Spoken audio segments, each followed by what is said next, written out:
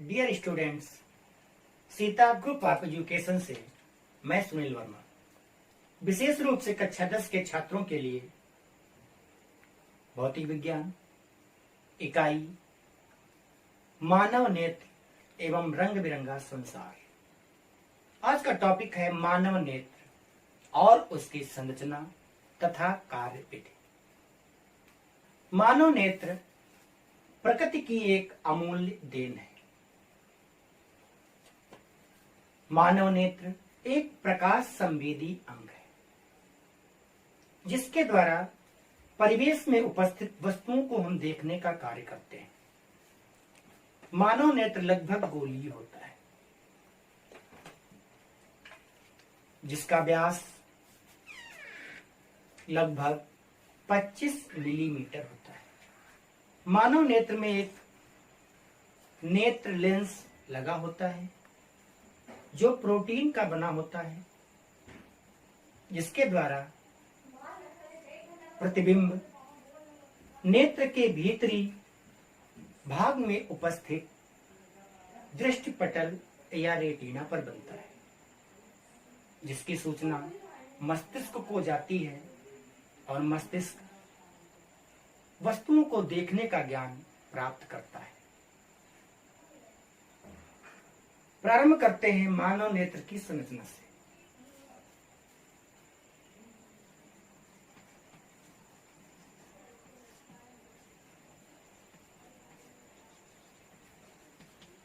जैसा कि आपने भी देखा, मानव नेत्र लगभग गोलीय होता है।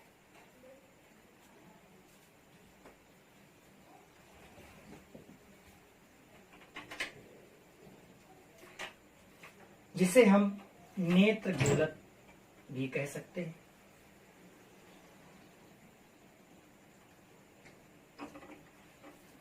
मानव नेत्र जिस दृढ़ श्वेत अपारदर्शी परत से ढका रहता है उसे कहते हैं दृढ़ पटल। दृढ़ पटल के मुख्य रूप से कार्य नेत्र के भीतर उपस्थित आंतरिक भागों को सुरक्षा प्रदान करना।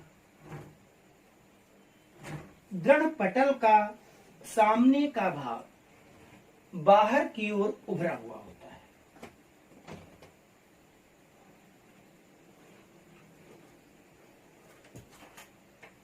इस उभरे सामने के भाग को हम कार्निया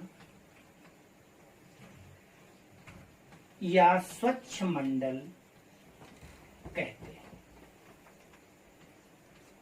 कार्निया या स्वच्छ मंडल पारदर्शी भाग होता है। किसी वस्तु से आने वाला प्रकाश इसी कार्निया पर आपतित होकर के नेत्र के अंदर प्रवेश करता है। यह आपका हो गया कार्निया, जो दृढ़ पटल का ही सामने का भाग है। दृढ़ पटल तो अपारदर्शी है, लेकिन कार्निया पारदर्शी होता है। यही प्रकाश को नेत्र के अंदर ले जाने का कार्य करेगा।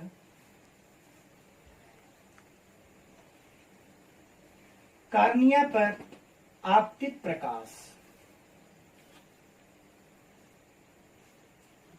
पीछे की ओर उपस्थित एक रंगीन झिल्ली के पर्दे पर पहुंचता है। यह रंगीन झिल्ली का पर्दा जो अपारदर्शी है, आंख में जो रंगीन वर्णक होते हैं उस पर इस आइरिस का रंग निर्भर करता है। कुल मिलाकर के आप कह सकते हैं कि मानव नेत्र का रंग इसी आइरिस के रंग पर ही निर्भर करता है। आइरिस जिस रंग की होगी, मानव नेत्र का रंग उसी प्रकार का होगा। हरा भी हो सकता है, काला भी हो सकता है और नीला भी हो सकता है। आइरिस के ठीक मध्य एक छोटा सा छिद्र होता है जिसे हम पुतली या नेत्र तारा कहते हैं। पुतली या नेत्र तारा, इसी से प्रकाश नेत्र के अंदर प्रवेश करता है। नेत्र में स्वतः एक घटना घटती है जिसे हम बोलते हैं पुतली समायोजन। इस पुतली समायोजन में इसका आकार स्वतः बड़ा और स्वतः छोटा होता है। कब छोटा होता है, कब बड़ा होता है, इस पर थोड़ा गौर करें। जब हम कहीं तीव्र प्रकाश के अंदर जाते हैं, जैसे कि कमरे से निकल करके तेज धूप में जाना, तो तेज धूप में जाने पर इस पुतली या नेत्र तारे का आकार आइरिस में उपस्थित पेशियों के सिकुड़ जाने के कारण यह छोटा हो जाता है। आकार छोटे हो जाने के कारण प्रकाश की एक निश्चित मात्रा ही नेत्र में प्रवेश कर पाती है। जैसे कि कहीं तेज धूप से हम कमरे में जब आए तो कुछ देर के लिए हमें दिखाई नहीं देता, वस्तुएं दृष्टि गोचर नहीं होती। इसका यही रीजन है कि जब हम धूप में थे, इस पुतली का आकार छोटा था। जब हम कमरे में आते हैं, यहां पर प्रकाश की मात्रा कम है, इसलिए आइरिस की जो पेशियां हैं इस पुतली के आकार को जब तक बड़ा नहीं कर देती, प्रकाश की एक निश्चित मात्रा नेत्र में प्रवेश नहीं कर जाती, तो कुछ सेकंडों तक हमें वस्तुएं दिखाई नहीं देती। इस प्रकार से इस पुतली के आकार का छोटा और बड़ा होना पुतली समायोजन कहलाता है। आइरिस और कार्निया, इसके बीच में जो स्थान होता है, इस स्थान को हम नेत्रोद कहते हैं।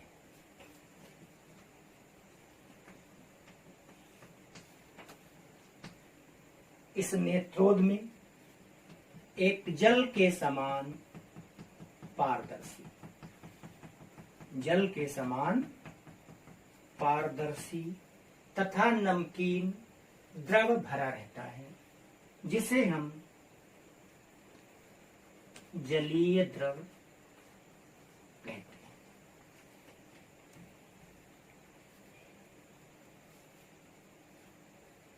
दृढ़ पटल के ठीक नीचे की ओर भीतरी पृष्ठ पर एक काले रंग की झिल्ली होती है।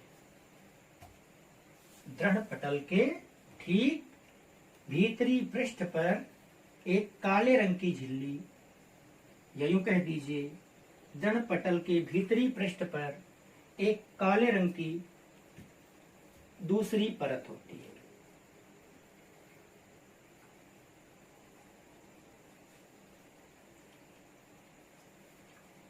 इस काले रंग की परत को हम रक्तक पटल कहते हैं। रक्तक पटल का मुख्य कार्य आंतरिक परावर्तन को रोकना तथा अनावश्यक प्रकाश की मात्रा को अवशोषित करना है।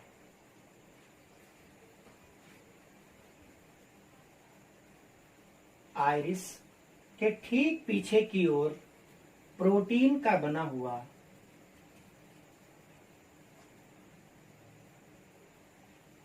तंतुओं का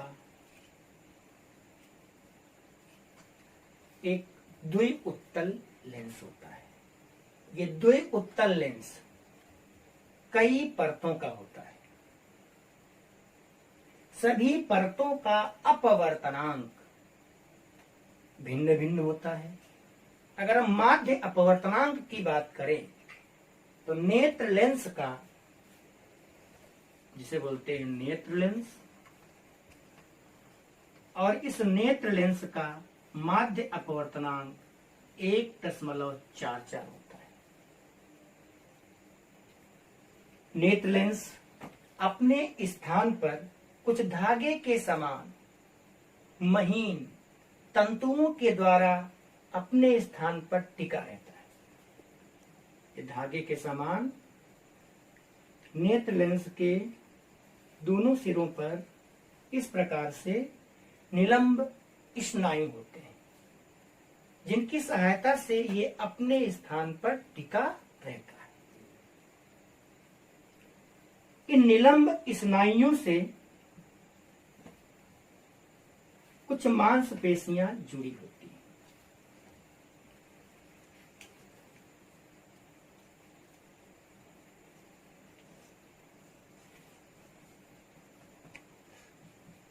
हैं। इन मांसपेशियों को हम पक्षमाभि या सिलयरी मांसपेशियां कहते हैं। नेत्र लेंस की फोकस दूरी के समायोजन में इन सिलरी मांसपेशियों का बहुत ही योगदान है। जब हम निकट की वस्तु या दूर की वस्तु को देखना चाहते हैं तो इस नेत्र लेंस की फोकस दूरी का समायोजन होना आवश्यक है। ये मांसपेशियां इस लेंस को दाब करके या इस लेंस को खींच करके इसके पृष्ठों की वक्रता को बदल देती है। जब पृष्ठों की वक्रता बदलती है तो वक्रता त्रिज्या के परिवर्तन हो जाने के कारण इस नेत्र लेंस की फोकस दूरी भी बदल जाती है, जिससे दूर या निकट की वस्तुएं स्पष्ट रूप से रेटिना पर प्रतिबिंबित हो जाती हैं। अब रेटिना कहाँ है, इस पर थोड़ा सा बात करते हैं। रक्तक पटल के ठीक नीचे नेत्र के सबसे आंतरिक भाग में प्रकाश संवेदी कोशिकाओं की बनी हुई एक तीसरी परत होती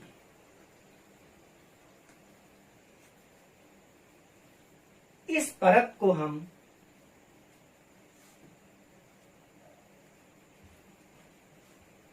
दृष्टि पटल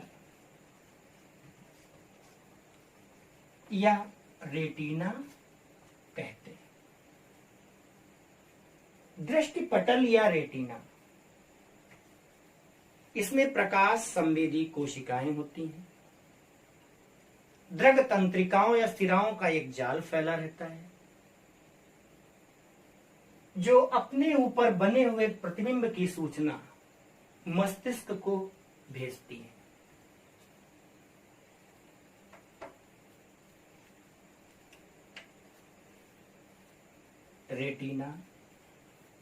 रेटिना से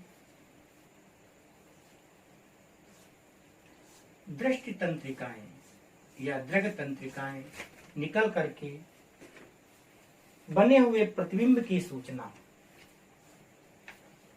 मस्तिष्क को ले जाती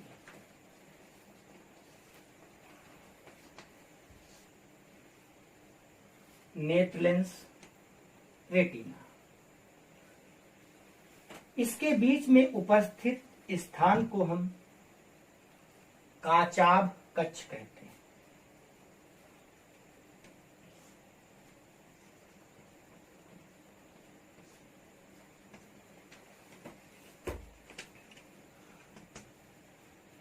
इस काचाभ कक्ष में भी पारदर्शी जल के समान द्रव भरा रहता है, जिसे हम काचाभ द्रव कहेंगे, जिसका अपवर्तनांक 1.336 होता है। नेत्र लेंस के ठीक पीछे रेटिना पर एक पीले रंग का बिंदु होता है या पीले रंग का स्पॉट होता है। इस स्थान को पीत बिंदु कहा जाता है। इस पीत बिंदु की प्रकाश सुग्राहिता बहुत ही अधिक होती है। प्रकाश सुग्राहिता बहुत अधिक हो जाने के कारण या होने के कारण इस पर बना हुआ प्रतिबिंब व्यक्ति को सबसे अधिक स्पष्ट दिखाई देता है। रेटिना को भेद कर जहां से दृढ़ तंत्रिकाएं निकल करके मस्तिष्क को जाती है, उस स्थान पर प्रकाश सुग्राहिता शून्य होती है। प्रकाश सुग्राहिता शून्य होने के कारण इस स्थान पर बने हुए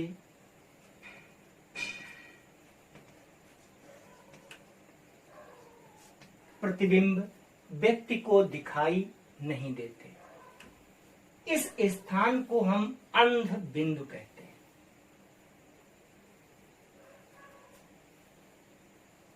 जो दृष्टिपटल या रेटिना है, इस दृष्टिपटल या रेटिना में लगभग 125 मिलियन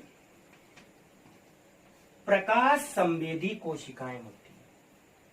मिलियन का मतलब 10 लाख। 125 गुणे 10 लाख। अब आप कल्पना कर सकते हैं कितनी अधिक प्रकाश संवेदी कोशिकाएं होती। इन प्रकाश संवेदी कोशिकाओं को हम 2 भागों में आकार की दृष्टि से बांट सकते हैं। कुछ प्रकाश संवेदी कोशिकाओं का आकार एक शंकु के समान होता है, कोन, जोकर की टोपी जैसी रचना। जिन कोशिकाओं का आकार शंकु के समान हो या कोन के समान हो, उन्हें हम कहते हैं नेत्र शंकु प्रकाश संवेदी कोशिकाएं या नेत्र शंकु कोशिकाएं। नेत्र शंकु कोशिकाएं प्रकाश के रंग अर्थात वस्तु किस रंग की है उसका ज्ञान प्राप्त करती है। इन्हीं कोशिकाओं में आकार की दृष्टि से क्षण के समान की कोशिकाएं भी होती हैं। रूट के समान या क्षण के समान जो कोशिकाएं होंगी, इन कोशिकाओं को हम नेत्र दंड कोशिकाएं कहेंगे। जो नेत्र दंड कोशिकाएं होती हैं, नेत्र दंड कोशिकाओं के द्वारा प्रकाश की तीव्रता अर्थात ब्राइटनेस, इसका ज्ञान होता है। जो नेत्र दंड कोशिकाएं हैं, इनकी संख्या लगभग 120 मिलियन के लगभग होती है। शेष 5 मिलियन या 6 मिलियन की जो प्रकाश संवेदी कोशिकाएं हैं, वो शंकु की आकार की होती हैं, जिनके द्वारा रंग का ज्ञान प्राप्त किया जाता है। इसके बाद हम बात करते हैं कि जो ये पश्चिमाभि मांसपेशियां हैं, ये नेत्र लेंस की फोकस दूरी का समायोजन क्यों करती हैं? नेत्र लेंस की फोकस दूरी का समायोजन वस्तु को स्पष्ट रूप से देखने के लिए होता है। अगर नेत्र लेंस की फोकस दूरी में परिवर्तन न हो तो स्पष्ट प्रतिबिंब रेटिना के पीत बिंदु पर नहीं बन पाता, क्योंकि नेत्र से कोई वस्तु दूर भी होती है, नेत्र से कोई वस्तु निकट भी होती है। इसलिए फोकस दूरी का समायोजन होना बहुत ही आवश्यक है, जिससे नेत्र लेंस प्रकाश की किरणों को उचित रूप से अपवर्तित करके रेटिना के पीत बिंदु पर फोकसित कर सके और स्पष्ट रूप से प्रतिबिंब नेत्र के अंदर बने। इसके लिए ये सिलरी मांसपेशियां नेत्र लेंस के पृष्ठों की वक्रता में परिवर्तन करती हैं। जो नेत्र लेंस के पृष्ठों की वक्रता है, दोनों पृष्ठों की वक्रताएं भिन्न भिन्न होती हैं। जो अगला पृष्ठ है इसकी वक्रता कम, इस पिछले पृष्ठ की वक्रता अधिक होती है। जब सिलरी मांसपेशियां इस लेंस को दबाती है या इस नेत्र लेंस पर दबाव उत्पन्न करती है, तो दबाव उत्पन्न कर देने के कारण इन पृष्ठों की वक्रता बदल जाती है। पृष्ठों की वक्रता बदल जाने के कारण इस नेत्र लेंस की वक्रता त्रिज्या, नेत्र लेंस की फोकस दूरी में भी परिवर्तन हो जाता है। सिलरी मांसपेशियां जब इस नेत्र लेंस में खिंचाव उत्पन्न करती है, इसको बाहर की ओर खींच लेती है, तब भी नेत्र लेंस के पृष्ठों की वक्रता में परिवर्तन हो जाता है, जिसके फलस्वरूप वक्रता त्रिज्या तथा फोकस दूरी में परिवर्तन होता है। इस प्रकार का परिवर्तन नेत्र की समंजन क्षमता कहलाता है और कहा भी जाता है कि मानव नेत्र निकट या दूर की वस्तुओं को देखने के लिए अपनी समंजन क्षमता लगा करके वस्तुओं को देखने का कार्य करती है, जिसे हम नेत्र की समंजन क्षमता कहते हैं। नेक्स्ट टॉपिक आपका ही होगा नेत्र की समंजन क्षमता। तब नेत्र की समंजन क्षमता, मानव नेत्र अपनी नेत्र लेंस की फोकस दूरी को किस प्रकार से परिवर्तित करेगा, थोड़ा सा ध्यान देते हैं। जैसे मान लिया वस्तु कोई अनंत पर है, अनंत अर्थात नेत्र से काफी दूरी पर उपस्थित है, बहुत ही दूर है। जब कोई वस्तु अनंत पर हो, जब हम अनंत की वस्तुओं को देखते हैं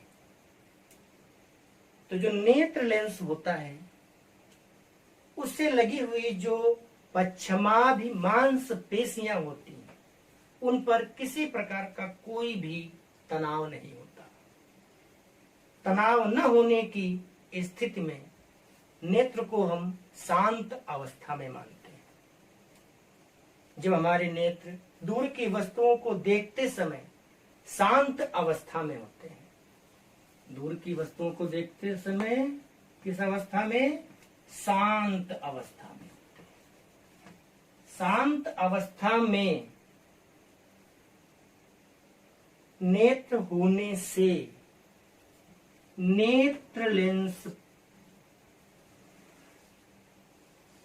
से लगी हुई सिलरी मांसपेशियों का दबाव नेत्र लेंस पर नहीं होता। इसको हम इस प्रकार भी कह सकते हैं कि मांसपेशियों में किसी प्रकार का तनाव नहीं होता। तनाव न होने की स्थिति में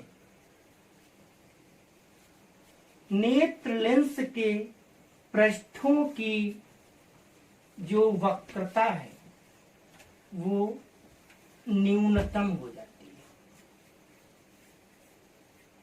जब पृष्ठों की वक्रता न्यूनतम हो गई, पृष्ठों की वक्रता न्यूनतम हो जाने पर नेत्र लेंस की वक्रता त्रिज्या तथा फोकस दूरी ये हो जाती है अधिकतम। फोकस दूरी और वक्रता त्रिज्या अधिकतम हो जाने पर दूर की वस्तुओं का स्पष्ट प्रतिबिंब रेटिना पर बन जाता है। इसके विपरीत यदि मान लिया वस्तु आंख से निकट है, आंख से निकट होने की स्थिति में नेत्र लेंस से लगी हुई सिलरी मांसपेशियां इस नेत्र लेंस के पृष्ठों पर दबाव उत्पन्न करती हैं, ऊपर से दाबने का कार्य करती हैं, जब ऊपर से दाबने का कार्य करती हैं तो नेत्र लेंस के पृष्ठों की जो वक्रता है ये अधिकतम हो गई, वक्रता हो गई अधिकतम। वक्रता अधिकतम हो जाने की स्थिति में नेत्र लेंस की वक्रता त्रिज्या तथा फोकस दूरी, ये दोनों चीजें न्यूनतम हो जाती हैं, अर्थात कम हो जाती हैं, और हमारे नेत्र विकृत अवस्था में होते हैं, जिससे कि निकट स्थित वस्तुओं का प्रतिबिंब रेटिना पर बन जाता है। तो इस प्रकार से नेत्र के द्वारा अपने नेत्र लेंस की फोकस दूरी को बदलना नेत्र लेंस की समंजन क्षमता कहलाता है। जब हमें दूर की वस्तुओं को देखना होता है तो नेत्र लेंस की फोकस दूरी अधिकतम होती है।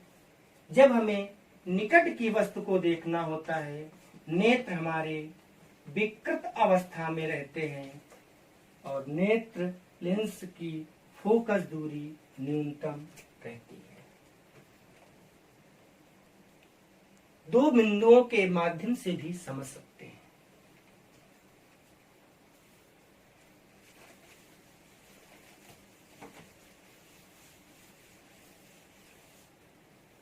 पहला प्रमुख बिंदु है दूर बिंदु। दूर बिंदु है क्या? आंख से अधिकतम दूरी पर उपस्थित वह बिंदु, आंख से अधिकतम दूरी पर, अधिक से अधिक दूरी पर उपस्थित वह बिंदु जहां पर रखी हुई वस्तुओं को नेत्र अपनी समंजन क्षमता लगा करके स्पष्ट रूप से देख सकता है, उसे हम नेत्र के लिए दूर बिंदु कहते हैं। दूर बिंदु अनंत पर होता है, अर्थात नेत्र अनंत की वस्तुओं को स्पष्ट रूप से देखने की क्षमता रखता है। दूसरा पॉइंट होता है निकट बिंदु।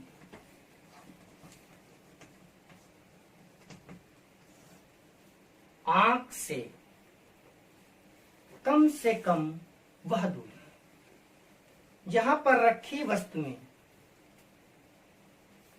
मानव नेत्र अपनी समंजन क्षमता लगा करके स्पष्ट रूप से देख सकता है, उस बिंदु को हम निकट बिंदु कहते हैं। मानव नेत्र के लिए इस निकट बिंदु की दूरी 25 सेंटीमीटर होती है। इस 25 सेंटीमीटर की दूरी को स्पष्ट दृष्टि की न्यूनतम दूरी भी कहते हैं।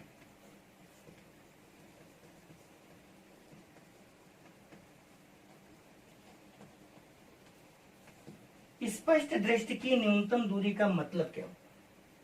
जैसे कोई वस्तु आपके नेत्र के सामने है, कम दूरी पर आपको स्पष्ट रूप से दिखाई पड़ रही है। अगर उस वस्तु को नेत्र की ओर हम ले जाएं, दूरी को कुछ कम करें, तो कुछ समय के बाद आपके नेत्रों में एक दर्द सा अनुभव होता है, क्योंकि नेत्र लेंस की फोकस दूरी कम से कम कितनी हो सकती है उसकी एक सीमा होती है। उस सीमा से अधिक यदि हम नेत्र लेंस की फोकस दूरी को कम करते हैं तो नेत्र में एक प्रकार का दर्द उत्पन्न होता है, एक तनाव सा उत्पन्न होता है और सिर दर्द की स्थिति भी उत्पन्न हो जाती है। इसलिए हम कहते हैं कि कम से कम नेत्र के सामने 25 सेंटीमीटर की दूरी पर स्थित वस्तुएं ही स्पष्ट रूप से देखी जा सकती हैं। इस दूरी को हम सुस्पष्ट दर्शन की न्यूनतम दूरी भी कह सकते हैं। अब इस प्रकार से मानव नेत्र अधिक से अधिक अनंत तक देख सकता है और मानव नेत्र अपने सामने कम से कम 25 सेंटीमीटर की दूरी को या इस दूरी पर रखी वस्तुओं को स्पष्ट रूप से देख सकता है। इन दोनों बीचों का अंतर, जैसे कि अधिकतम अनंत और न्यूनतम 25 सेंटीमीटर, इस पूरे विस्तार को हम दृष्टि विस्तार कहते हैं।